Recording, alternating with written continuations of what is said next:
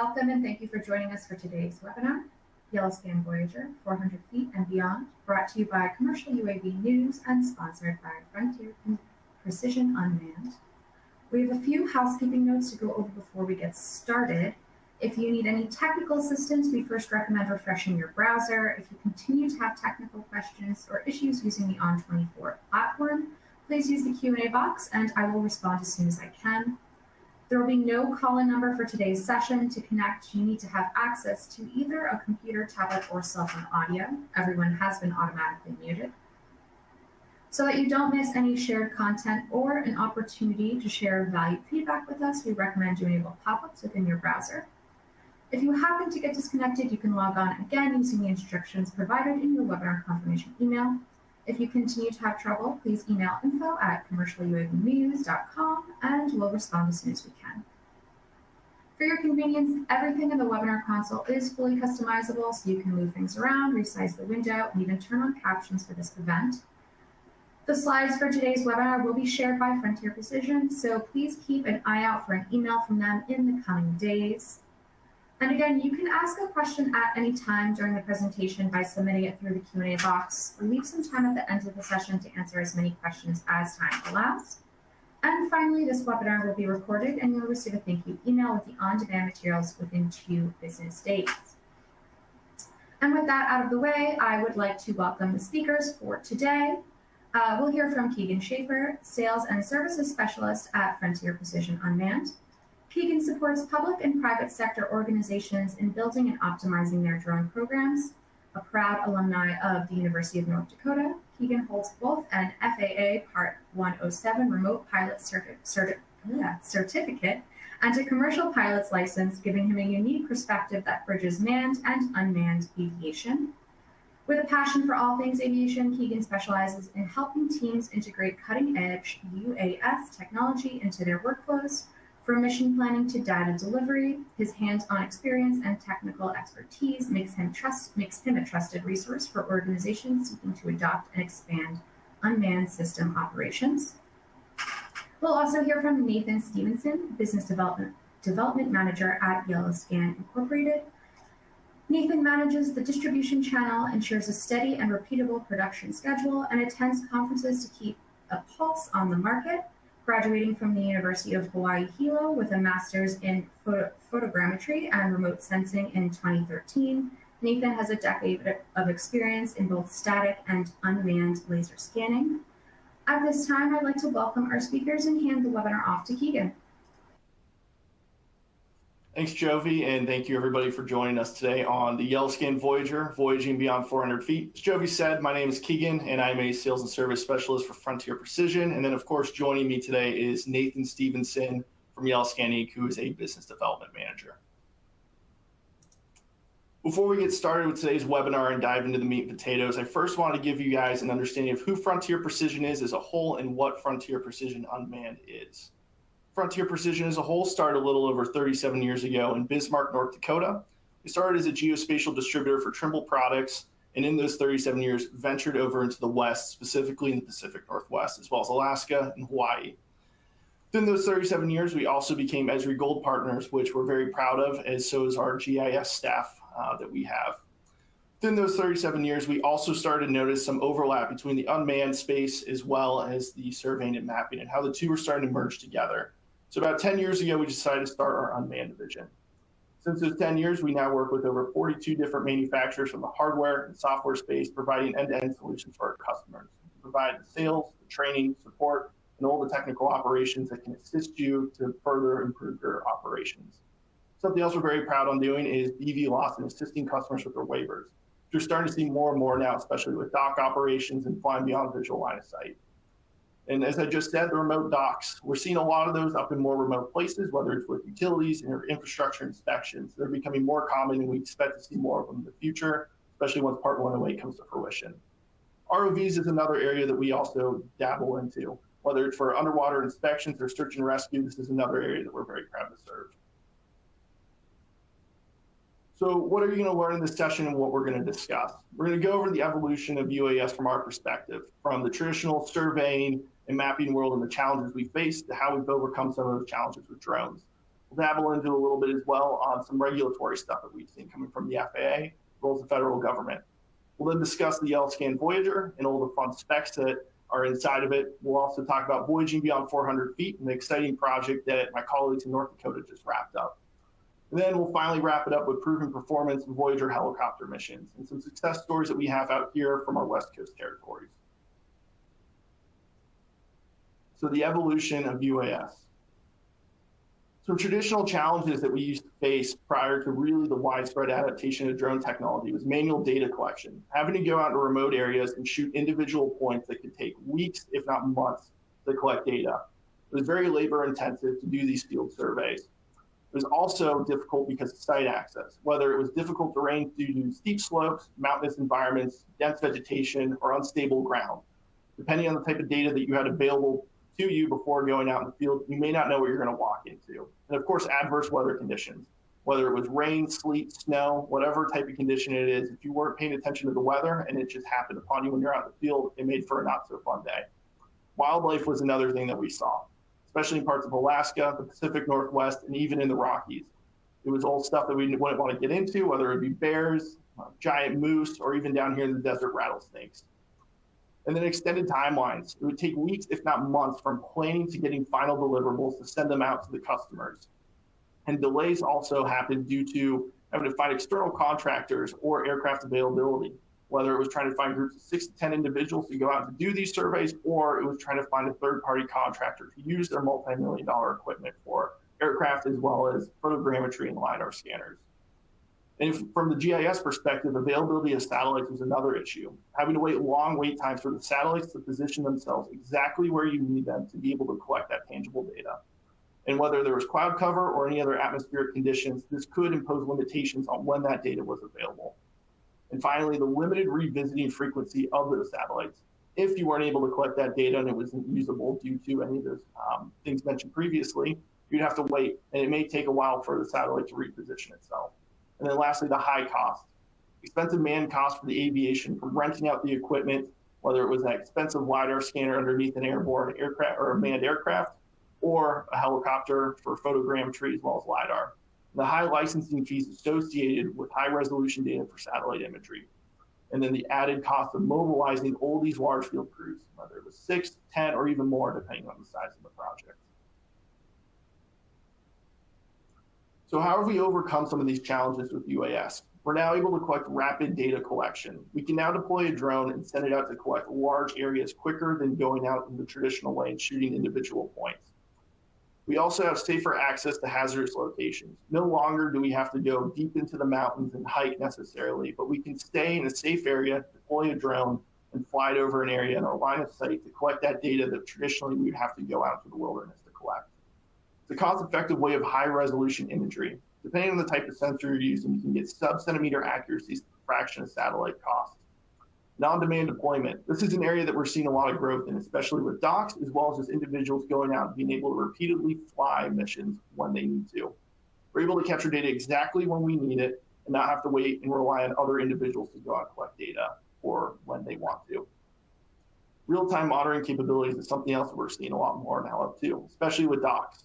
We now have docs positioned across the US, whether you're a private or public company, and they can deploy those when needed to either do real-time monitoring of construction sites, or if they want to just see an area because of site security and an alarm was triggered and get that real-time information. We're also able to do repeatable infrastructure inspections. If there's an area that's close to us and it's local, we're able to go out on demand when we need to and fly that certain area, whether it's lines, poles, whatever we need to do, and get that data when we want it and when we need it, as opposed to when somebody else wants to do it or can do it. Importance of early adoption. So early adopters gain a real competitive advantage, improving project timelines and accuracy and client satisfaction. And what I mean by this is the people, think of the Phantom 4. When the Phantom 4 first came to market, all the people that purchased one were early adopters and believing in the technology. They were able to do mapping, surveying, public safety, and inspection use cases with the Phantom 4. But what we're seeing now is a shift. We're seeing a shift away from the adversarial nation drones into American-made drones. The people who have been procuring these products, whether it's an American-made drone or an allied nation-built drone, are now having competitive advantages against people who don't have that equipment yet. And that's meaning that they can bid on projects they weren't necessarily able to do before, or expand their scope of work due to limitations imposed on certain projects. And staying current with the technology is helping builders, engineers, and surveyors adapt to industry changes to stay relevant in a rapidly evolving field. An area of focus here is AI. We all hear the fun two-letter buzzword, artificial intelligence. But in the world of surveying and mapping and inspections, AI is a tool to help us process data quicker and catch things that we may not be able to catch with the human eye. And this is also helping improve project timelines and speed up the handover of data. The fun little stat I like to throw out here is the global commercial drone market is projected to grow at a 57.5 compound annual growth rate from 2021 to 2028. All this to say is that the drone industry is not going anywhere, and we're going to continue to see a boom in UAS technology. And at some point, we're going to see a lot more of them in the sky as we drive down the road. So industry adaptation of drone technology. Where are we seeing drones being used and how are they being used? Governments and infrastructures are relying heavily on drones for bridge inspection, road mapping, and utility line surveys. Environmental organizations are tracking vegetation wetlands and coastlines using drones to assess ecological impact over time. For the government infrastructure side, we're seeing this a lot with DOTs. DOTs are helpful. It's how we get from point A to point B by driving on roads. And by giving them technologies such as LiDAR or even advanced photogrammetry payloads, it helps them speed up their project timelines and allows them to get their work done quicker so that we can get to where we need to go, whether it's the grocery store, the airport, or to a doctor's appointment. And then for the environmental monitoring side, we're seeing this a lot on the East and West Coast, especially with climate change and all the impacts it's having. This is helping them to assess and detect any changes that are happening and to help prevent any future changes in the future by adding any sort of natural barrier. In construction and land use development industries are using drones for real-time data updating progress for large sites. So essentially, this is giving tools to program and product managers to see in real time what is happening in an area so they can make informed decisions and make any changes that they need to a project in real time. Now, for some federal support for UAS, this has been a really positive area as of late. U.S. government through the FAA and other agencies has been actively supporting the integration of drones into the national airspace system with initiatives aimed at ensuring safety and promoting innovation, especially Part 108. Hopefully we'll see that here in the coming year, maybe year and a half, but this is something that's very exciting and that you'll see why down the road here in these slides on why it's going to be important and what it's going to enable us to do. But this is an area where the FAA and the federal government have really done a good job at helping the UAS industry grow. And recent federal grants have focused on advancing UAS technology in infrastructure inspections, environmental monitoring, and urban planning, reflecting a commitment to leveraging drones for public benefit.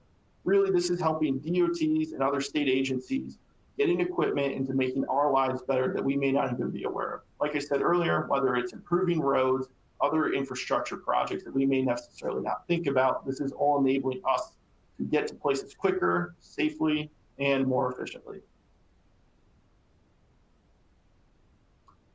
So the YellowScan Voyager, now why we're all here. YellowScan Voyager is YellowScan's flagship LiDAR for heavy lift UAS. It's engineered for high density and precise data capture. It's powered by the Regal Bux 120 with either an Applanix AP30 Plus or AP50 Air IMU. It's ideal for large scale mapping, power line inspections, corridor surveys, and dense vegetation environments. And it's capable of being mounted on a manned aircraft system, which we'll talk about later. So some fun specs about the Voyager. We're able to get up to 2.4 million points per second, precision of up to 0.5 centimeters, accuracies of up to a centimeter, and a max altitude of 1,144 feet. We can get up to 32 returns. All this to say there's not an area in the United States that the Voyager can't penetrate through in terms of vegetation and capture tangible data. We have a field of view of 100 degrees by 20 degrees, one in the front and one in the back to create that 20 degrees, which you'll see here in a few slides on why that's important. And we have an operational temperature of 14 degrees to 104 degrees with max laser range of 4,101 feet long. A few swaths that I want to call out that I think are important depending on what altitudes you're flying. The traditional quadcopter space, that 400-foot altitude, we're getting a swath of about 950 feet. And then if we venture upwards to 1,000 feet, we're getting a swath of a 2,360 foot. Now, I want you guys to take a look at this image here real quickly. This Voyager is a little different than what you're used to seeing if you've seen one before. There's an external camera mod on the back, which is that little tiny square-shaped icon, so to speak, with a silver lens. I'll come up to play here in a second. This is what that colorization mod in a Voyager does. This was data captured by a Voyager with a 61 megapixel camera mod. And really what that colorization module allows us to do is just add more context to our point clouds. A lot of customers really like pretty data and just showing something shiny to look at. And this helps add context to our point cloud, as well as helps us enable or trying to find images or things that we may need to find. It just gives that overall context. You can see here we have a Hobby Lobby. We can notice that the Hobby Lobby is in that kind of orangish red hue. You can see the grass clearly, some of the cars as well, and any road markings. Again, just helps us give context to what we're looking at in the point cloud. YellowScan Cloud Station. YellowScan Cloud Station is the processing suite for generating and visualizing point clouds. Streamlines georeferencing, strip adjustments, and classifications. It enables contours, DTM, DSM, export, as well as colorization from photogrammetry modules, as well as exporting orthomosaics. It supports batch processing and large multi-flight acquisitions, meaning if we had to complete multiple different flights due to external factors such as drone batteries, we'd be able to combine all of our flights into one and process them together. It's also available as a floating license. So what this means is when we're out in the field and we want to check our data to ensure that everything has been collected properly, we can have our license pulled up on our field laptop, insert our flash drive, verify our data is there, sign out, go back to the comfort of our office, and start the processing there, all under one license. Now I have a video, if we can get it to work. There we go, of what Cloud Station looks like. You'll see this in the little pop-up window, just a little fly through from YellowScan on what Cloud Station looks like. And then I'll go over this slide as well, kind of showing you as another angle what that looks like.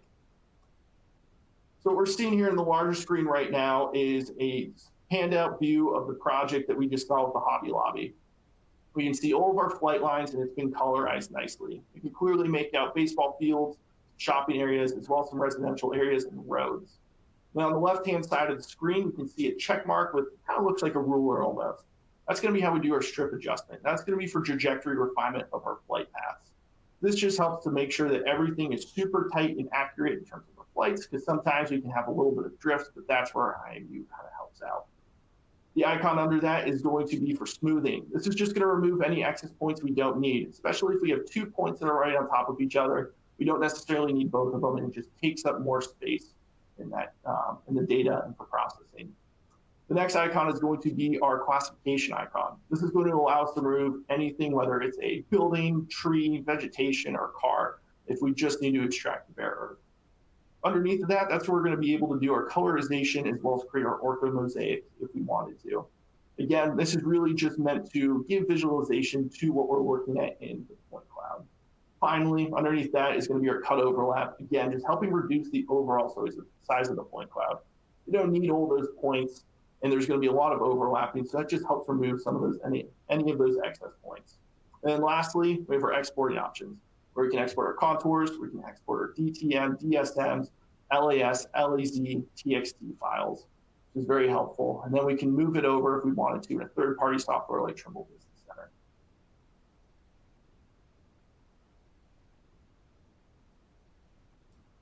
What you're looking at here is another really interesting thing that the Voyager can do. Because of that 20-degree field of view, the 10 degrees in the front and 10 degrees in the back, we're able to get really good data and quality imagery of tree trunks. And what we have here is an image in Trimble Business Center. And what we did is we went ahead and selected an individual point on the tree trunk.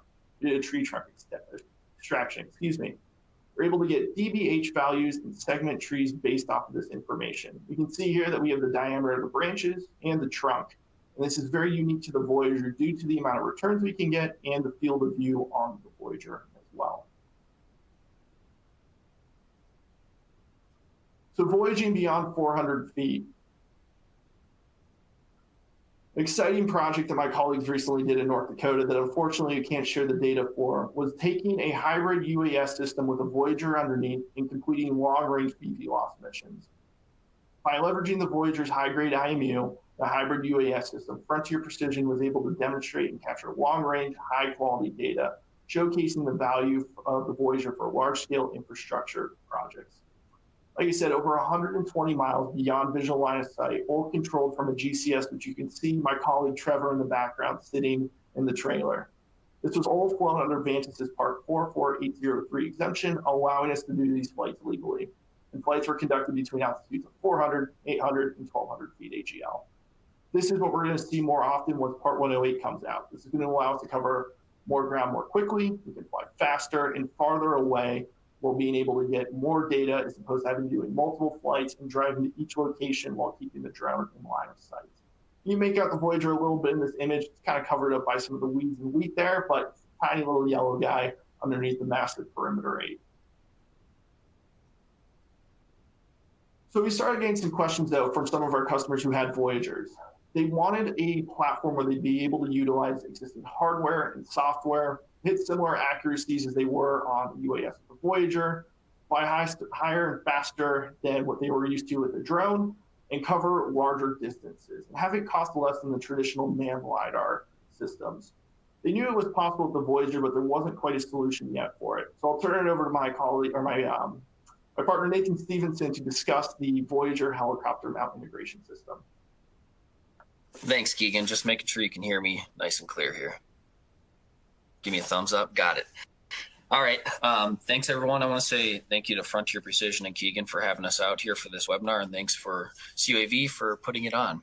If anyone's worked with me, I see a number of people in our login here that have. You know that I like to have a little bit of fun at work, so this is a fun little meme that I made saying Batman's coming to save things. So whenever there's a problem in the industry or maybe a want in the industry, I like to send this meme saying YellowScan's to the rescue. So I'm going to tell you a little history of the helicopter mounting frame that we're going to go over. So like Keegan mentioned, we've had a lot of customers over the past few years since we've launched the Voyager, pushing the limits, whether that's flying faster, flying higher, flying longer, and really the Voyager kind of fits all of those key things. But we're really limited by the drone itself. So a lot of the times, let's see if we can back this one up. A lot of the times we're limited by the drone itself, whether that's battery power, how high we can fly legally, things like that. So we had a lot of customers, one in particular that was Frontier's customer that had a YellowScan Voyager that approached us with, hey, what if we put this thing on a helicopter? We know that it's possible. From the specifications. And Keegan, which frame are you seeing right now? I'm seeing mine skip ahead. Are you seeing that too? Yeah, a little bit. No, you're good. You're on the YellowScan helicopter mounted system. Yeah, because I should be on the one with the yellow helicopter. Is that what you see? It keeps skipping ahead. Okay, good. Awesome. So we had a customer approach us saying, hey, can we put this thing on a helicopter? We know the specs are there from the system itself, from the performance of the system. We just really need to build a mounting frame, a mechanism to hold this on a helicopter nice and tight, keep that system safe, and make sure it performs well. So as you can see, and I'm still seeing this jump forward, Keegan. Are you seeing this right here? Are we still on the same slide, or are you pressing the next jumping button? Forward on you. Okay. If I have to, I'll back it up. That's all right. So we have a basically alpha testing, beta testing, and then full production, right? So this is an alpha version of our helicopter mounting frame. What you see here is a Meeker Aviation arm that's buckled to the helicopter itself. And I may have to keep pressing back here. I'm not sure why that's doing that. And then our silver steel, like I said, this is alpha, so it might give you a nice little chuckle. But the progression of this from idea to conception, basically, this is the first iteration. It worked awesome. Maybe it didn't look the best, but that's why we developed the next pod. So this is our fully commercially produced pod today. It keeps skipping forward. Sorry for that, guys. That we see here. Put our nice symbol on there. We have a Trimble AV39 airplane rated GNSS antenna on that. It keeps skipping forward, so I'm just going to stay on this slide so we don't have to do that. So what you see here, this is our fully commercially produced helicopter mounting frame that we call it now. So basically the YellowScan Voyager slides in there. It's held safely, protected from wind, obviously, and from vibrations, which is really important. That's something that we'll get to here in a second. We've added camera capabilities. So you can see there's a bored out camera hole. So you can put in one of our YellowScan cameras. You can collect imagery and data, your point clouds at the exact same time. We've also added functionality for basically taking this on and off of a helicopter super easily. So we've added a GNSS antenna that's on the frame itself. Our original design, the GNSS antenna was on the helicopter or on the airplane. And then you just had the Voyager on the bottom. we've since made an iteration combining the GNSS antennas all into one thing that we now call the helicopter mounting frame. So you can take this on and off the aircraft as long as it's prepped in about 5 minutes. The other couple things that we've done from our alpha to beta to fully commercially produced units is added capabilities to access the data quickly. So if you see the bottom in the upper right image here, you can access those data cards quickly without disassembling the system. Same with the camera, same with other things like the power cables, the cables used to monitor the system in flight, things like that. Last but not least, one of the other things that we're doing is we're reducing the weight of the system overall. So our first couple iterations were quite heavy, right? This is steel and other fabricated materials that are on here. And it was a bit too heavy for airplanes. That's fine for helicopters, but we really wanted to, in the future, move this to other manned aviation, such as airplanes. So we reduce the overall weight of the system while maintaining system integrity, so that we still need to do some testing with this just to be clear on airplanes themselves. We've done a ton of testing on helicopters and that's ready to go.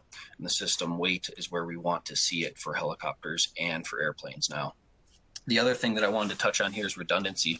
So you can see in these photos, there's quite a few bolts, and that's for redundancy. Like I said, the other thing that's difficult to make out in this picture, each of those bolts has a small hole in it and a cotter pin's inserted. That's a FAA, basically an FAA safety thing. So if those bolts begin to back out from the violent vibrations of a helicopter, those cotter pins will stop that from happening.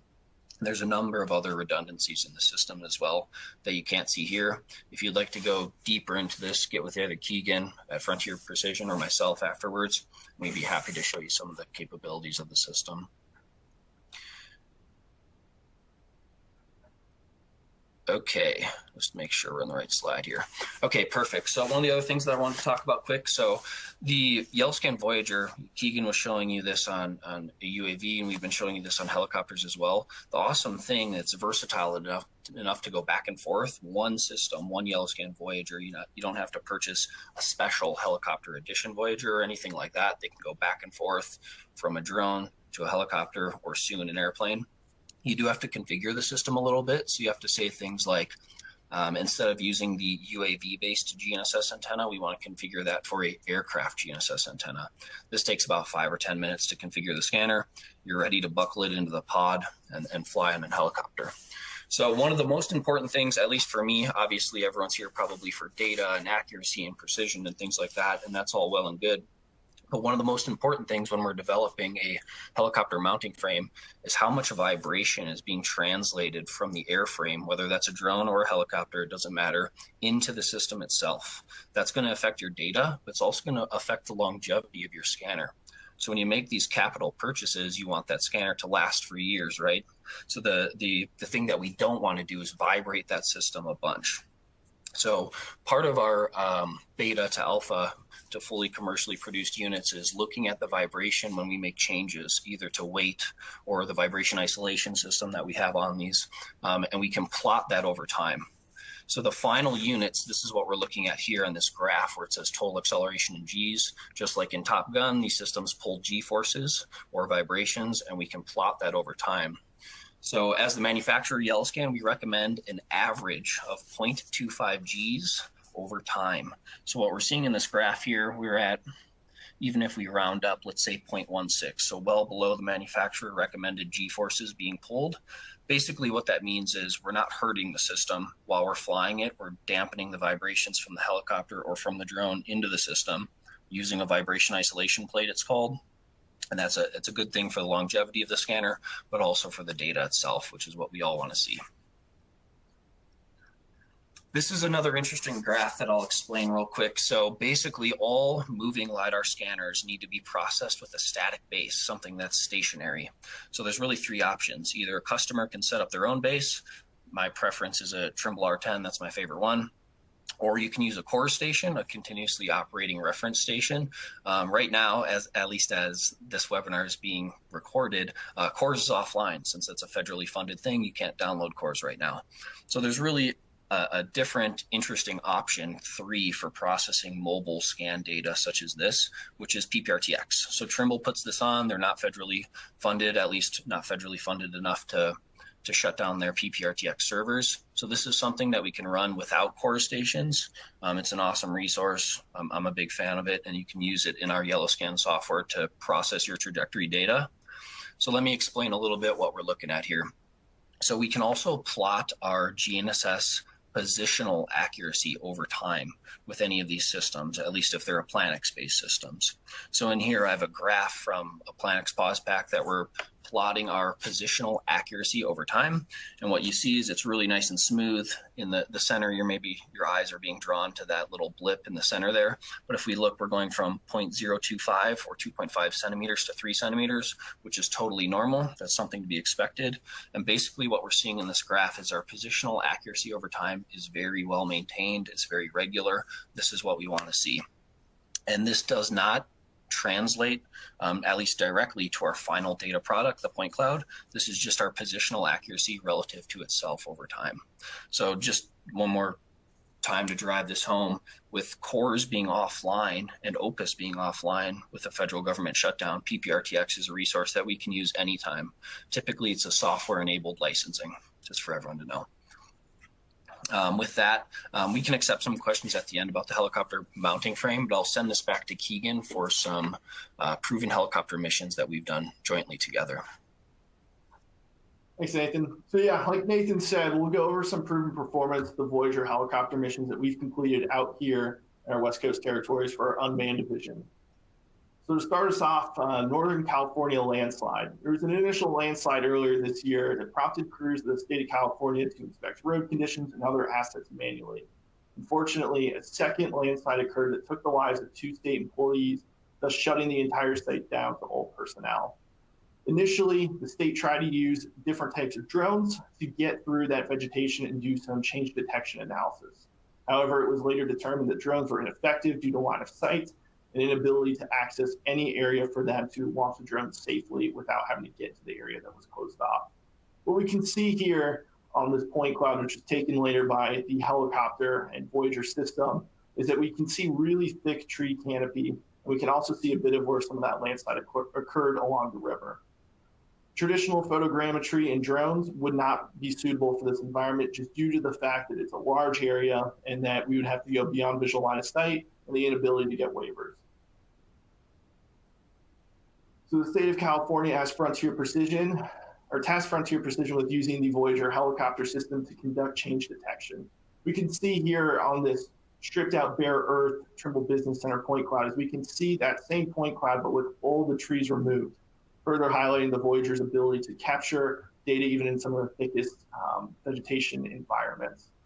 Frontier Precision, we deployed quickly and completed flights within a timely manner, and the data was delivered back over to the state within 24 hours once the flights were completed. Following the state's change detection analysis, the site was reopened to ground crews once they were assured that there would be no further landslides.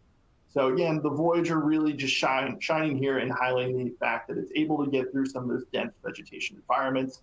Because of those up to 32 returns, most of the time we're seeing around 14 to 32 is always a helpful number to have. But because we're able to put on a helicopter, fly higher, fly faster, we're able to capture larger areas of data more quickly. The next kind of project I want to discuss is an Alaska avalanche mitigation project. So Frontier Precision, alongside the state of Alaska, scanned avalanche paths to extract bare earth.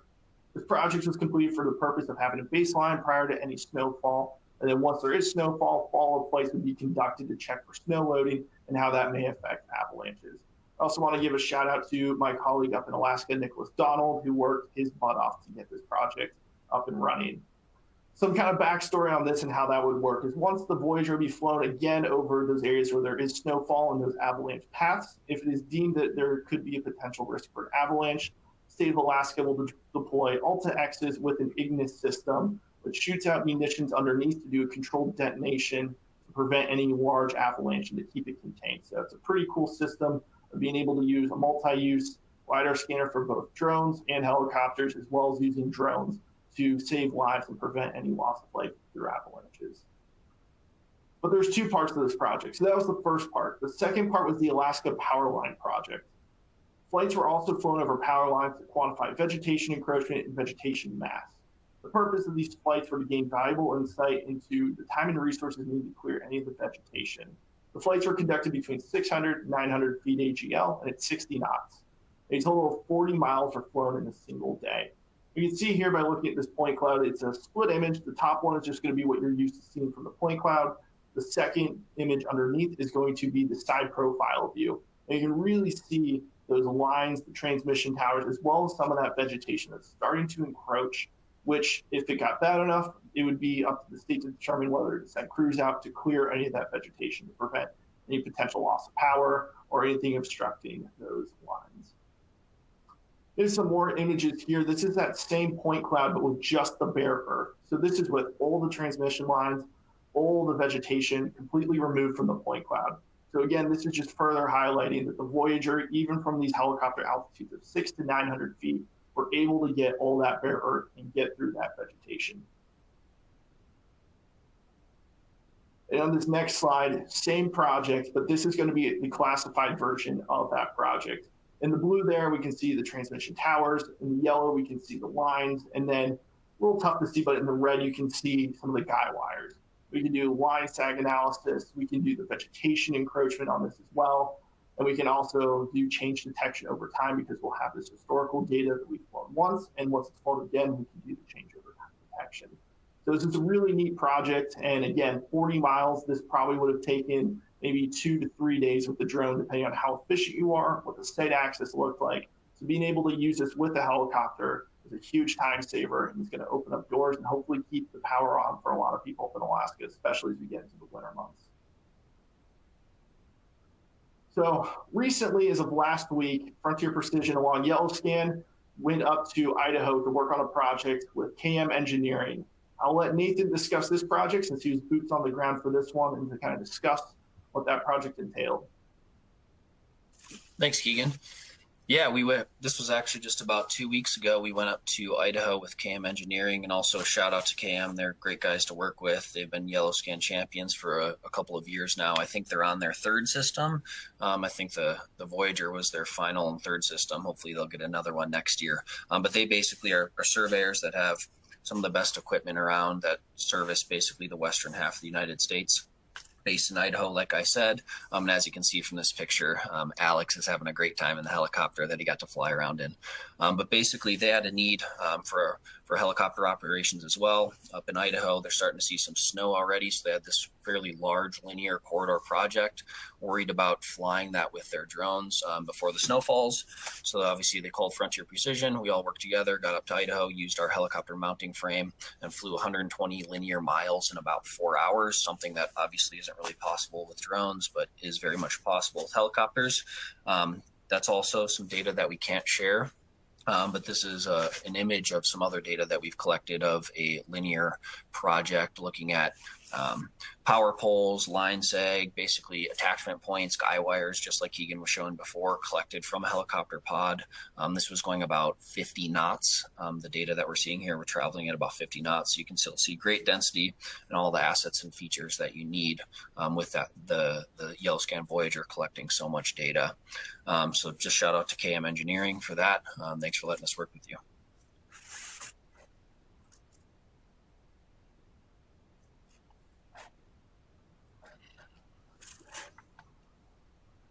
I think with that, we'll conclude this. Thanks again for CUAV, and thanks again for Frontier Precision.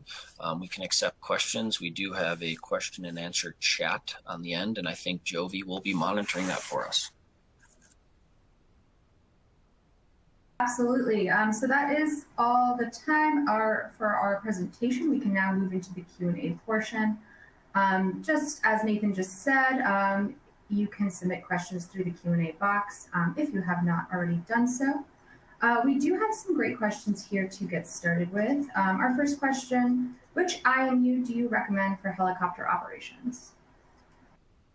Awesome, I can take that one.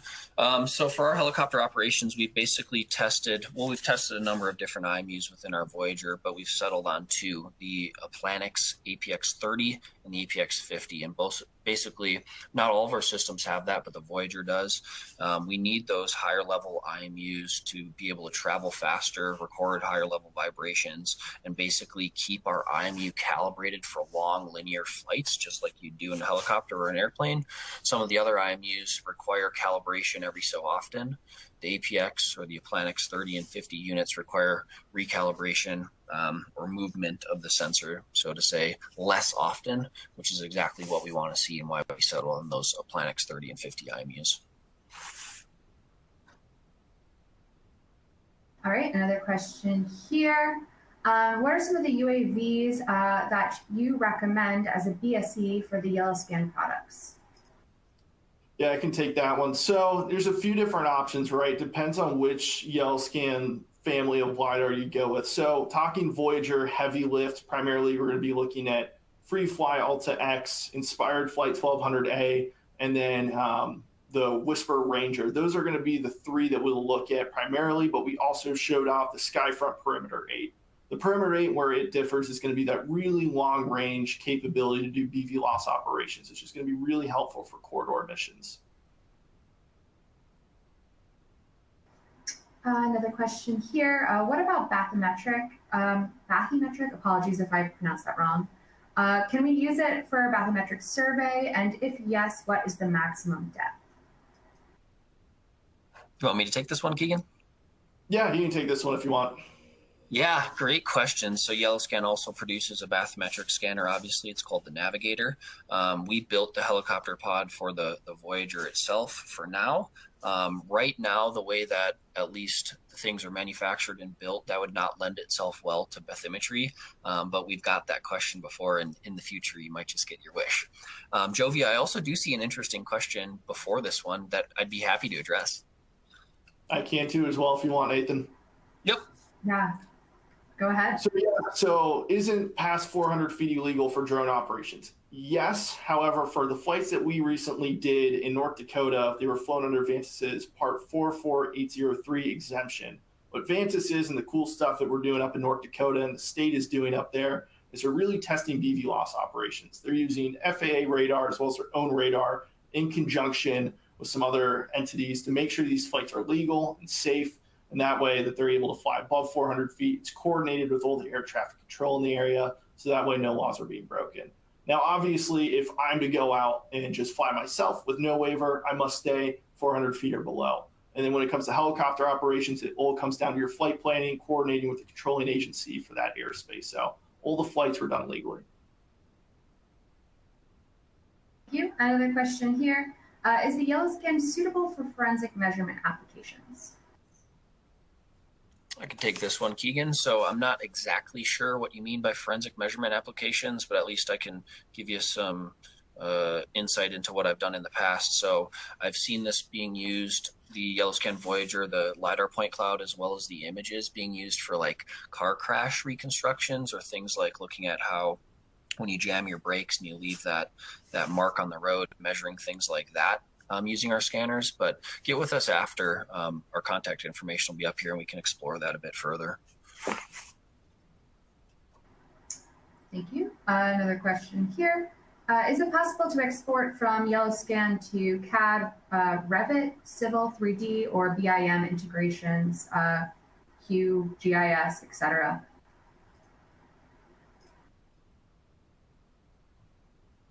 Take this one, Keegan? I'll let you take it. I'm not familiar with QGIS. I'm assuming the answer is yes, but I'll let you hit that one. Certainly, the answer is yes. So it depends. So CAD, Revit, Civil 3D, QGIS, all these other softwares, they're not really built for very large point clouds. So typically you need to sample those point clouds down smaller to get them into that software. Or one of the tools that I really like, Keegan touched on this, we can do classification in our software. So we remove trees, buildings, anything that's non-ground points, we can remove those. And then off of the ground only point cloud, we can make contours at user-defined intervals, all the industry standard DXF, KML, shapefiles, things like that. And a lot of people are taking that and moving that into CAD, Revit, Civil 3D, and some of the other softwares you mentioned. Thank you. Another question that we just got, when do you expect to have mounting solutions for use on small manned aircraft? And are there specific airplanes you are targeting for carrying the Voyager? Absolutely excellent question. And this is, I'm smiling behind the scenes here because typically when we launch something like the helicopter mounting frame or anything, the question we always get is, okay, when's the next thing? So right now we're certainly very focused on the helicopter market. That's dialed in. We're ready for commercial production, and we like where things are at currently. That being said, obviously airplanes is in the future as well. So we've done a lot of work reducing the weight, keeping things under about 50 pounds, which is the magic number for airplanes. So we don't have any test data yet. So give us probably, let's say, 3 to 6 months, and we'll come back to you, Matthew, the one that asked this question. But the way that it's built today can be transferred over to airplanes, just like it's on helicopters today, using the same mounting mechanisms, the same vibration isolation plates. We just need to get a bit more test data before we're ready to do that. Thanks, though.